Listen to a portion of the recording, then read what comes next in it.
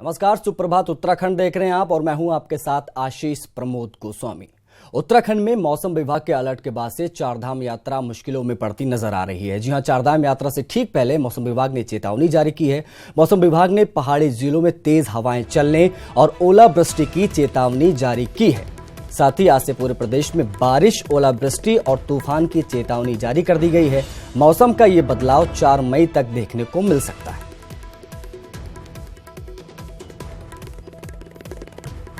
तूफान का अलर्ट चारधाम यात्रा से पहले, जो कि अब मुश्किल में पड़ती नजर आ रही है। 7 तारीख से चारधाम यात्रा शुरू होनी है। 4 मई तक तूफान और भारी बारिश का अलर्ट जारी किया गया और जाहिर सी बात है कि इस अलर्ट के बाद से किसानों को भी खासी परेशानी उठानी पड़ सकती है।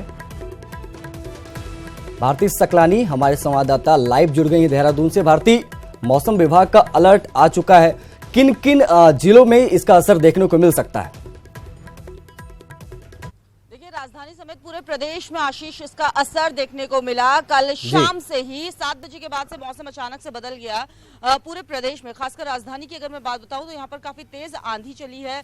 कई इलाकों की बिजली इसकी वजह से गुल हो गई। जो मौसम विभाग ने यहाँ पर अलर्ट दिया था वो पूरी तरह से कल यहाँ पर देखने को मिला है। इसके अलावा आज भी आंशिक रूप से बादल छाए हुए हैं राजधानी में, खास तौर पर क्योंकि इस वक्त हम यहाँ पर मौजूद हैं। तो यहाँ के लिए मौसम विभाग की तरफ से कहा गया है कि आज शाम को भी तेज बारिश और आंधी चल सकती है। तो 4 तारीख तक मौसम, जैसा कि आपको पहले भी बताया था आशीष, 4 तारीख तक मौसम जो है वो पूरे प्रदेश में इसी तरह से बदलता रहेगा। रुक रुक कर कहीं कहीं पर बारिश होगी। खासकर ऊपरी इलाकों के लिए अगर हम कहें तो वहां पर बागेश्वर, पिथौरागढ़, उत्तरकाशी, ये वो जिले हैं जहां पर खास तौर पर इसका असर देखने को मिलेगा और इसके लिए एहतियात बरतने के लिए मौसम विभाग ने पहले ही अलर्ट दे दिया। चारधाम यात्रा पर भी इसका असर पड़ता दिख रहा है, पड़ सकता है, क्योंकि 7 मई से जो है चारधाम यात्रा भी शुरू हो रही है। नहीं, देखिए, 4 तारीख के बाद मौसम विभाग की तरफ से कहा गया है कि वहां पर मौसम साफ हो जाएगा, पूरे प्रदेश में मौसम साफ हो जाएगा। तो 5 तारीख के बाद से ही मौसम में बदलाव होगा और उम्मीद यही की जा रही है कि 7 तारीख से जब चारधाम यात्रा शुरू हो रही है तो वहां पर मौसम खुला ही रहेगा। लेकिन हाँ, अगर 4 तारीख के बीच में बर्फ पड़ जाती है, अगर बर्फबारी हो जाती है तो थोड़ी मुश्किलें बढ़ सकती है। तब आपदा कंट्रोल की जो टीम है उसके लिए यहाँ पर काम तेजी से दिखाना होगा, उसके बाद ही कुछ कहा जा सकेगा। लेकिन फिलहाल 4 तारीख तक के लिए मौसम विभाग का ये अलर्ट है। 5 तारीख से पूरे प्रदेश में मौसम खुल जाएगा। आशीष, किसानों पर क्या कुछ असर देखने को मिल सकता है? क्योंकि जाहिर सी बात है, फसल लहलहा रही है सबकी, उस बीच में अगर ओलावृष्टि होती है या भारी तूफान या बारिश आती है तो जाहिर सी बात है किसानों पर इसका बड़ा असर देखने को मिल सकता है। बिल्कुल आशीष, किसानों के लिए पहले ही यहाँ पर कह दिया गया था कि वो लोग एहतियात बरतें। अगर गेहूं की फसल की कटाई का वक्त यहाँ पर आ गया है आशीष, उसके लिए लोगों को साफ तौर पर पहले ही कह दिया गया था कि वो लोग यहाँ पर एहतियात बरतें। और जैसा कि हम लगातार बोल भी रहे हैं कि इस आंधी और तूफान की वजह से आम, लीची में जो बौर आए हुए हैं उनको भी काफ़ी नुकसान हो सकता है। वो फूल यहाँ पर झड़ सकते हैं। तो इसका असर, अगर इसी तरह से आंधी चलती रहती है तो इसका असर जो है वो किसानों पर जाहिर तौर पर पड़ेगा। आशीष, बहुत बहुत शुक्रिया आपका भारती। तो भारती सकलानी हमारे संवाददाता इस बाबत जानकारी दे रही थी कि आने वाले 4 मई पहाड़ पर काफी ज्यादा भारी पड़ने वाले हैं आने वाले कुछ घंटे, क्योंकि जो है अब बादल अभी भी छाए हुए हैं और भारी बारिश और ओलावृष्टि की चेतावनी जारी की गई है। बढ़ते हैं आगे। अल्मोड़ा से बड़ी खबर आपको बता दें कि रानीखेत के न्यायिक मजिस्ट्रेट ने माओवादी घटना के दोनों आरोपियों को दोषमुक्त कर दिया है। देवेंद्र सिंह चम्याल और भगवती भोज को दोषमुक्त किया गया। आपको बता दें कि इन दोनों को 23 सितंबर 2017 को हल्द्वानी से गिरफ्तार किया गया था। तो माओवादी घटना के दोनों आरोपियों को दोषमुक्त कर दिया गया है।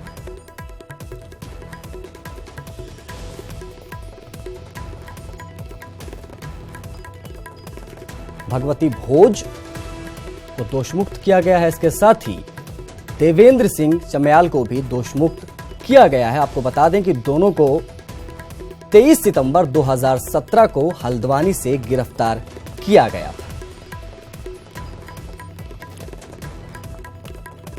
किशन जोशी हमारे संवाददाता अल्मोड़ा से फोन लाइन पर जुड़ गए। किशन, क्या कुछ था पूरा मामला, सिलसिलेवार ढंग से बताएं। आशीष, 2017 के चुनाव में इन दोनों को माओवादी गतिविधियों में शामिल होने के आरोप में इनको गिरफ्तार किया गया था हल्द्वानी के चोर गलिया से। से कुछ माओवादी गतिविधियों के पोस्टर, आपत्तिजनक सामग्री भी बरामद करने का आरोप था, लेकिन 2 साल बाद इनको दोष मुक्त किया गया है। आशीष, बहुत बहुत शुक्रिया आपका किशन। तो किशन हमारे संवाददाता इस बाबत जानकारी दे रहे थे कि अब जो है दोनों ही आरोपियों को दोष मुक्त कर दिया गया है। राष्ट्रीय सुरक्षा सलाहकार अजीत डोभाल के बेटे शौर्य डोभाल के जेड कैटेगरी की सुरक्षा उनको दी गई है। एनएसए के बेटे शौर्य पर खतरे को देखते हुए केंद्रीय पैरामिलिट्री फोर्स अब उनकी सुरक्षा में तैनात होगी। शौर्य डोभाल के साथ ही उनके पिता अजीत डोभाल को हाल में धमकियां मिली थी। अजीत डोभाल को पहले Z+ सुरक्षा मिली है, तो वहीं अब शौर्य डोभाल को भी Z श्रेणी की सुरक्षा दी गई है।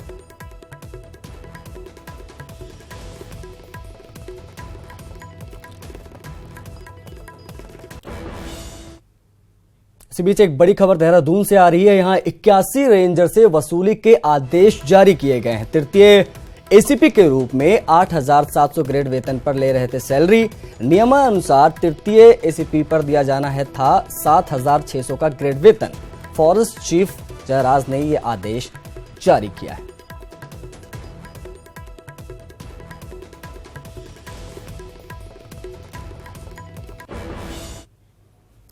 उधर उत्तराखंड हाईकोर्ट ने उत्तरकाशी में भटवाड़ी के ब्लॉक प्रमुख की कुर्सी को बहाल कर दिया है। हाईकोर्ट की एकल पीठ ने निदेशक पंचायती राज के 9 अक्टूबर 2018 के आदेश को निरस्त कर दिया है, जिसमें सीडीओ उत्तरकाशी को ब्लॉक प्रमुख चंदन सिंह पवार के पद से हटाने के लिए निर्देश जारी कर दिए गए थे।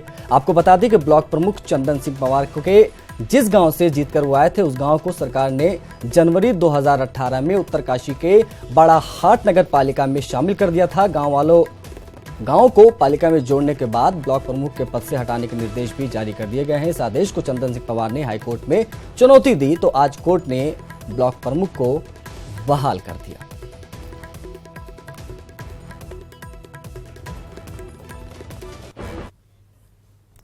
उधम सिंह नगर में गदरपुर बाजपुर रोड पर गेहूं से भरी ट्रैक्टर ट्रॉली और एक टेम्पो की भिड़ंत हो गई। हादसे में एक शख्स की मौत हो गई और ड्राइवर समेत कुल 8 लोग घायल हो गए। हादसे के बाद स्थानीय लोगों की मदद से घायलों को अस्पताल में भर्ती कराया गया।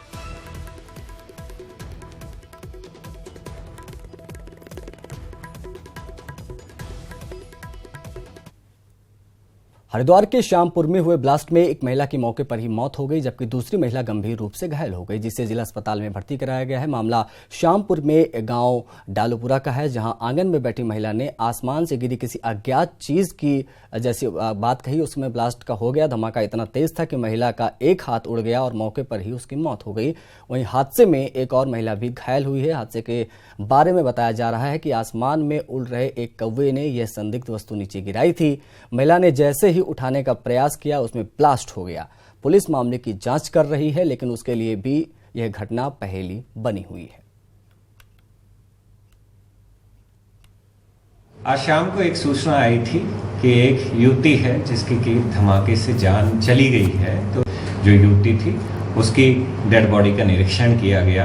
बताया गया कि वो एक केमिकल के द्वारा कुछ करता है जिससे कि हल्का धमाका होता है, जिसकी आवाज़ से जंगली जानवर भाग जाते हैं। तो ये उसके द्वारा बताया गया है। तो ये प्रथम दृष्टि ऐसा लग रहा है कि कुछ उसी को बनाने में ऐसा हो सकता है कि ये हादसा हुआ होगा, लेकिन अल्टीमेटली क्या इसका रीज़न रहा वो हमारी बैलिस्टिक एक्सपर्ट की टीम गई थी, जिन्होंने वहाँ से सैंपल्स उठाए हैं और पोस्टमार्टम की रिपोर्ट उसका इंतजार करने के बाद ही एग्जैक्ट कॉज पता पड़ पाएगा कि एग्जैक्ट कॉज। सोशल मीडिया पर पुलिस का एक वीडियो वायरल हो रहा है। पुलिस की गाड़ी में युवक को पीटने का यह पूरा वीडियो है।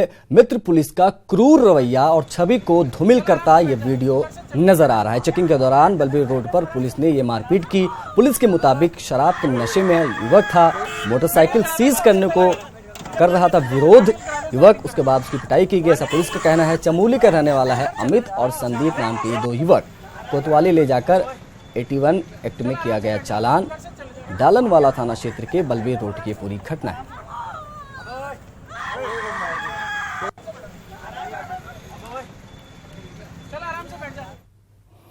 उधर गढ़वाल विश्वविद्यालय में हटाए गए आउटसोर्स कर्मचारियों की बहाली के मुख्य मुद्दे को लेकर आंदोलित छात्रों और विश्वविद्यालय प्रशासन के बीच जिला प्रशासन की मौजूदगी में करीब 4 घंटे तक चली बातचीत में सहमति बनने के बावजूद भी इसका ऐलान नहीं हो सका है, जिस वजह से छात्रों ने घोषणा होने तक आंदोलन जारी रखने का निर्णय लिया है।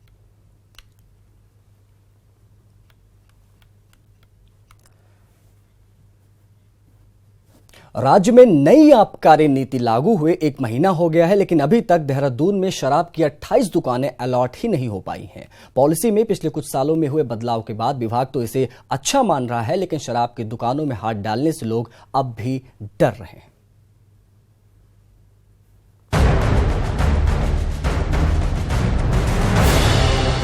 आबकारी नीति लागू हुए 1 महीना हो चुका है और अधिकारियों के बुलाने और समझाने के बाद भी प्रदेश में शराब की 240 दुकानें बिक ही नहीं पाई। पॉलिसी में 20% की बढ़ोतरी के साथ दुकानों के अलॉटमेंट से कई व्यापारियों ने शराब के धंधे से किनारा करना ही शुरू कर दिया है। जो नई आबकारी जो नीति आई है उसमें थोड़ा नुकसान तो है ही। देखो, पहले मान ले कि जो व्यापारी था इतना पैसा नहीं कमा पा रहा था, उसके ऊपर 20% का आपका रेवेन्यू और एक्स्ट्रा जा रहा है, तो नेचुरली बात है, तो रेट दाम तो बढ़े हैं ना। दाम बढ़ने पे तो ये आम जो कस्टमर है उसके ऊपर भी पड़ा है। फिर सबसे बड़ी है कि पार्किंग समस्या है, कहीं गाड़ी नहीं खड़ी कर सकता। अगर गाड़ी खड़ी करते हैं तो पीछे पीछे 2 पुलिस वाले आ जाते हैं, डंडा मारते हैं, आप हटाइए, तो सेल आउट हो जाती है।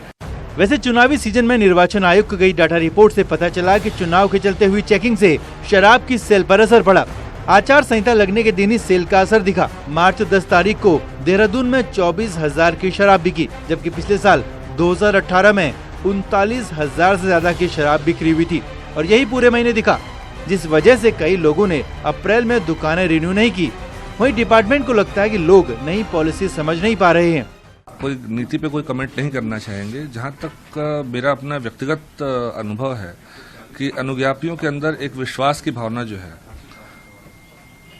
वो शायद कम हो रही है। जो है, अगर वो आए, उनके साथ मिल बैठ के हम बात करें, नीति बहुत ही अच्छी बनाई गई है, शायद गत वर्षों से भी अच्छी नीति बनाई गई है। अगर वो आए, उनको चीजों को समझाया जाए, समझाने का प्रयास हो रहा है। राज्य सरकार के लिए शराब की बिक्री राजस्व का सबसे बड़ा जरिया है और हर साल रेवेन्यू का टारगेट बढ़ाने के साथ साथ पॉलिसी भी कुछ न कुछ बदल ही जाती है।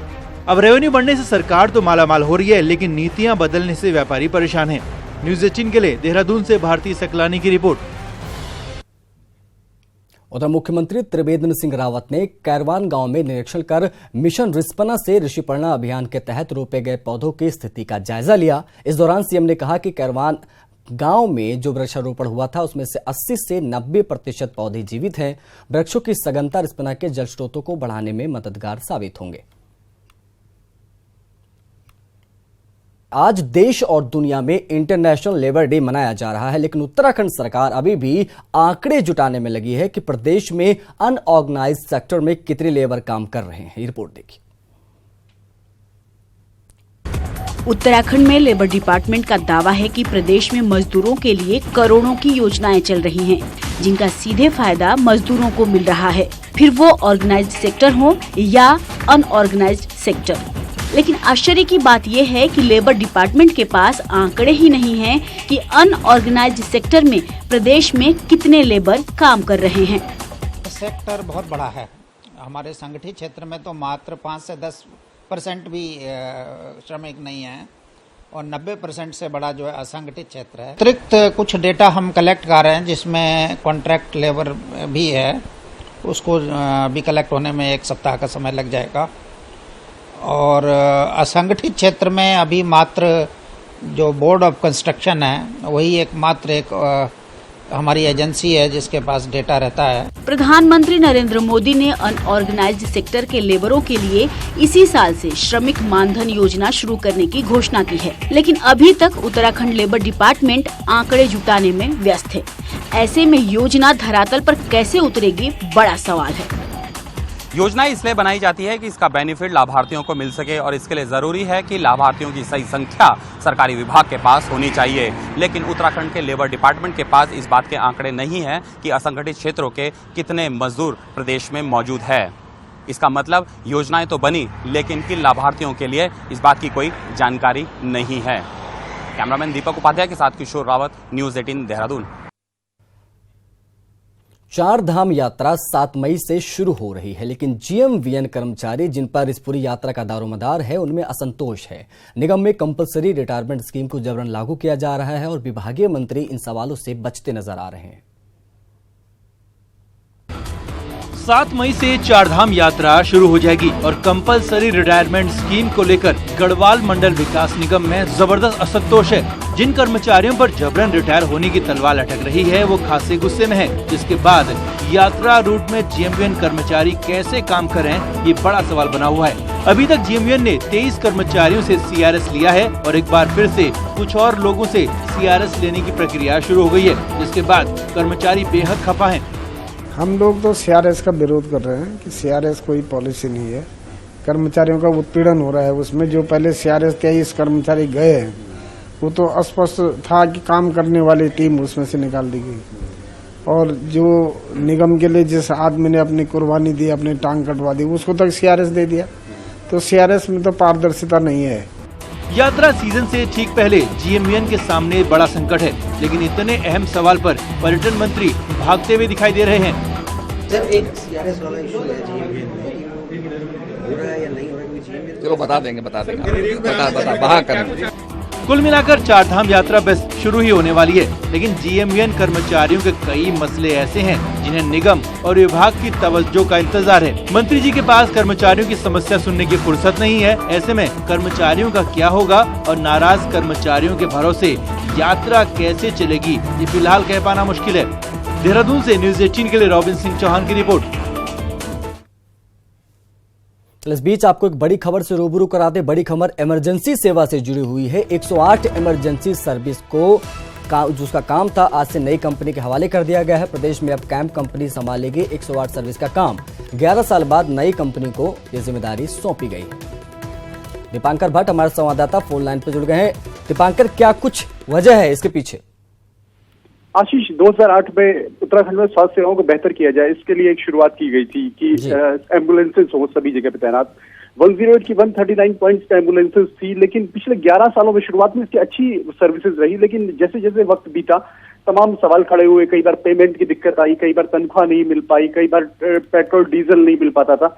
लेकिन अब जो नई कंपनी को टेंडर दिया गया उसका दावा यह है कि वो सभी 139 पॉइंट्स पर एक अच्छी सर्विस देगी और कहीं पर भी लोगों को परेशान नहीं होने दिया जाएगा। तो अगर हेल्थ सिस्टम के लिहाज से देखें तो एक अच्छी सर्विस है, लेकिन सरकार की मुश्किल यहाँ पर बढ़ाई हुई है पुराने कर्मचारियों ने, जिनका ये कहना है कि जब तक उन्हें मर्ज नहीं किया जाता नई कंपनी में तब तक वो धरने पर बैठे रहेंगे। इस मामले पर हाईकोर्ट ने भी संज्ञान लिया है और हाईकोर्ट ने स्वास्थ्य सचिव से पूछा है कि पुराने कर्मचारियों को लेकर स्टेटस क्या है। तो जहां एक तरफ नई शुरुआत है नई कंपनी की, वहीं पुराने कर्मचारियों ने अभी दिक्कत बढ़ाई हुई है सरकार की थोड़ी सी। आशीष, अब बात अगर इस नई कंपनी की जाए तो इस नई कंपनी के प्रोफाइल क्या कुछ कहता है, क्या कुछ इसका इतिहास रहा है?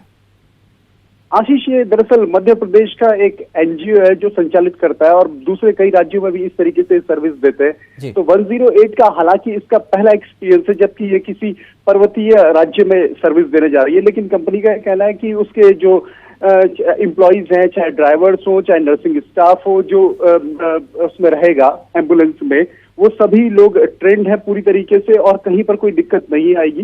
पर आज शुरुआत है और उम्मीद यही करेंगे कि एक अच्छी सर्विस उत्तराखंड की जनता को कम से कम हेल्थ सेक्टर में मिले। बहुत बहुत शुक्रिया आपका दीपांकर इस तमाम जानकारी के लिए। बुलेटिन में फिलहाल इतना ही, दीजिए इजाजत, नमस्कार।